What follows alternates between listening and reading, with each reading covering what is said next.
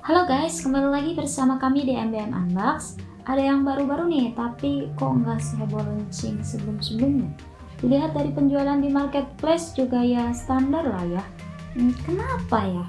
Oke, langsung aja ke barangnya. Yap, Samsung A53 5G. HP ini launch pada bulan Maret lalu. Dan kali ini Samsung menanamkan chipset terbarunya di A53 yaitu Exynos 1280.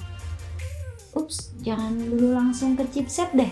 Kita unbox dulu aja barangnya. Di bagian depannya ini terlihat Samsung A53. Kemudian dia memiliki 4 varian warna yaitu black, white, blue, dan peach. Varian warna yang saya punya ini yaitu black dengan RAM 8, storage 128 GB. Oke, kemudian kita lihat di bagian sampingnya ini. Lah, kok tipis banget ya? Siapa sih yang mencetus dus HP jadi tipis begini? Ini sih harus tanggung jawab sih. Kan yang lain jadi ikut-ikutan juga. Lanjut, di bagian samping yang tipis ini terdapat tulisan Galaxy A53. Samping lagi kosong, kemudian atas kosong, dan di bawah terdapat varian warna dan storage.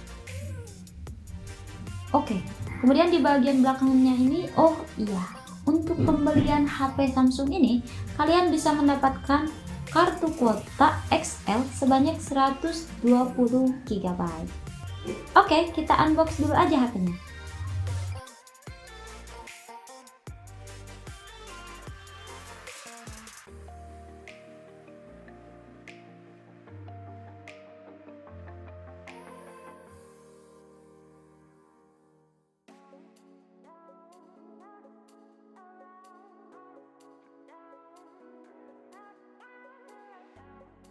Wow, ini dia HP-nya.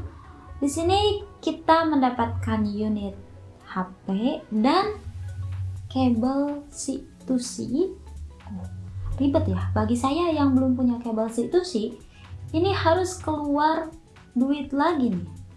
Kemudian kita mendapatkan manual book dan lain-lain.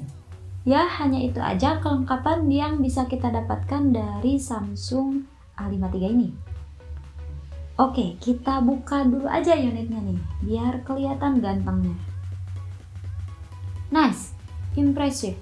Pas gue pegang HP-nya berat sih. Ya karena memang beratnya 189 gram. Serius, berat. Tapi desainnya di bagian belakangnya ini kerasa keren banget sih. Mewah aja gitu. Ya memang pricey sih, bagi gue mahal ya guys. Kemudian di bagian sampingnya ini tebal banget ya, karena mungkin baterainya nambah, ya entahlah, saya juga nggak tahu. Jadi dia lebih kerasa bongsor aja gitu. Jujur sih kalau saya lebih suka di desain bagian belakangnya ini. Kemudian material bagian belakangnya ini dia menggunakan polikarbonat dengan finishing matte. Dan di bagian sampingnya ini dia juga menggunakan polikarbonat dengan finishing glossy. Kalau menurut saya sih build-nya ini solid ya. Bagian belakangnya juga kerasa nyaman, mewah, dan stylish banget. Apalagi di bagian belakang kameranya ini dia dibuat lebih seamless, jadi terasa lebih menyatu aja dan mewah aja gitu.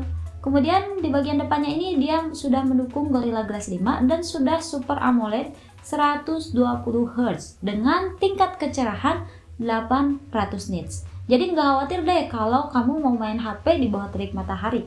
Lah, emang mau panas-panasan ya? Kemudian kita lihat dulu seperti biasa di bagian samping kanannya ini terdapat tombol volume, tombol power. Kemudian di bagian bawahnya ini dia ada SIM slot, konektor charger, dan speaker. Yang speakernya ini dia jelas ya, pasti udah stereo.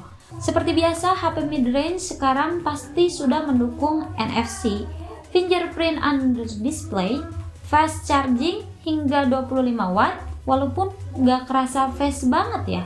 5G, ya HP ini udah 5G, jelas dong. Selain itu Samsung juga ngejanjiin kalau HP ini bakal dikasih update selama 4 tahun ke depan. Kabar baik nih buat kita-kita yang pemakaian jangka panjang. Tapi serius, emang kalian ganti HP berapa tahun sekali sih? Ya, berapapun itu sesuaikan aja ya dengan kebutuhan kita. Selanjutnya, ini nih yang rame dibahas, chipsetnya. Chipsetnya ini menggunakan chipset terbaru Samsung yaitu Exynos 1280. Katanya sih downgrade dari HP sebelumnya yang pakai Snapdragon 778G. Ya emang sih kalau lihat angka jelas dari Antutu udah beda jauh. Tapi cobalah, nggak semua soal angka. Lah, terus Min? Ya kita lihat dulu aja sisi yang ditawarkan dari Exynos 1280 tadi. Apa aja sih? Chipset ini masuk ke dalam kategori chipset menengah yang dibuat dengan fabrikasi 5 nanometer. Chip ini juga didukung CPU 8 inti yang terdiri dari 2 inti kinerja Cortex A78 bersama 6 inti hemat daya Cortex A55. Kemudian dia sudah mendukung GPU ARM Mali G68 serta konektivitas 5G. Chip ini juga diperkirakan dapat meningkatkan performa baterai dan hemat daya baterai. Kemudian dia sudah mendukung NPU, Neural Processing Unit, yang memiliki fungsi AI seperti segmentasi pemandangan, analisis gerakan waktu nyata, dan pengawasan multi-objek. Kamu juga akan dimanjakan dengan layar Full HD plus 120Hz. Kemudian chip ini juga didukung oleh ISP, Image Signal Processor, dan gambar multi-frame EIS hingga 4K 30fps depan belakang ya guys. Sehingga kamu bisa memaksimalkan jepretan dan perekaman video di HP ini. Selain itu, sistem operasi konektivitas yang baik menjadikan HP ini lebih ngebut dan nyaman tanpa keganggu sinyal yang tiba-tiba hilang, sekalipun kamu di daerah yang minim sinyal ya guys. Wah, dari sekian banyak yang ditawarkan oleh Exynos 1280, bukan berarti lus aja ya, karena satu kekurangan. Ya, tapi ini yang paling disorot. Ya betul, memang performa gaming. Memang kalian pasti udah tahu nih dari reviewer di luar sana bahwasanya performa gamingnya ini katanya downgrade dari pendahulunya yang menggunakan Snapdragon 778G. Memang chipset ini cukup untuk diandalkan dalam bermain game, tapi beberapa game berat seperti Genshin Impact yang hanya mentok di grafis low dan refresh rate 60 Hz saja.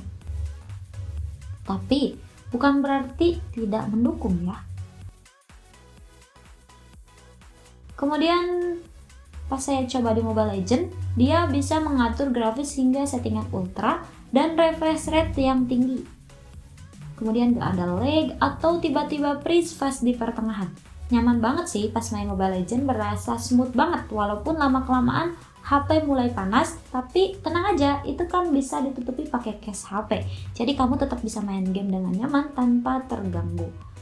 Bermain game selama 30 menit, baterai hanya berkurang 8% saja. Dari 90% ke 82%, cukup hemat loh. HP ini sudah bersertifikat IP67 untuk ketahanan air dan debu. HP ini juga diklaim bisa bertahan hingga 1 meter di dalam air tawar hingga 30 menit. Tapi bukan berarti harus dipakai di dalam air juga ya. Ya kalaupun memang HP kamu ini jatuh ke dalam air ataupun kehujanan, tetap aman lah ya. Kemudian performa kameranya yang nggak bisa dianggap enteng sih ini. Saya nggak bakal nyebutin angkanya, tapi kalian bisa lihat dari hasil video ini.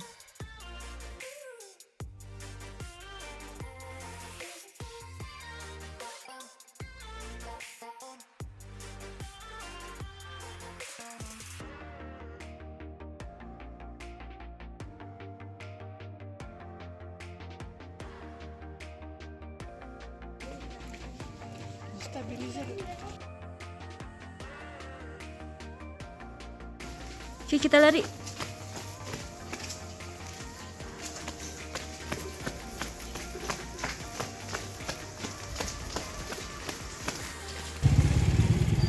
Ini resolusi 4K. Ini nih, Resolusi 4K.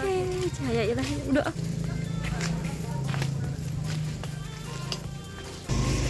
Oke guys, ini perekaman low light 4K 30 fps. Ini tanpa stabilizer. Oke.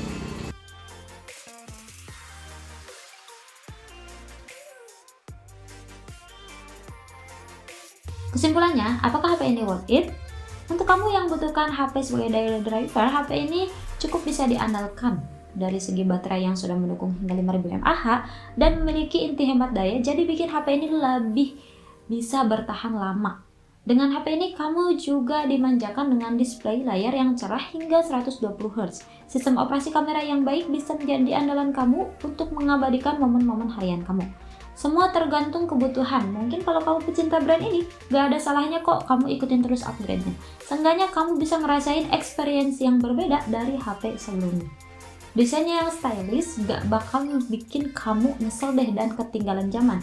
Walaupun bagi gue HP ini memiliki ukuran yang sangat besar ya, kurang cocok sih bagi gue yang suka HP-HP compact. Ya mungkin kalau sekarang zamannya udah pegang HP-HP yang bongsor kayak gini. Walaupun memang ya kalau dilihat dari layarnya ini, bezelnya ini dia nggak terlalu tipis ya, tapi masih cukup baik kalau menurut saya. Ya mungkin hanya itu saja, kita akhiri video ini. Terima kasih sudah menonton, sampai jumpa di video selanjutnya.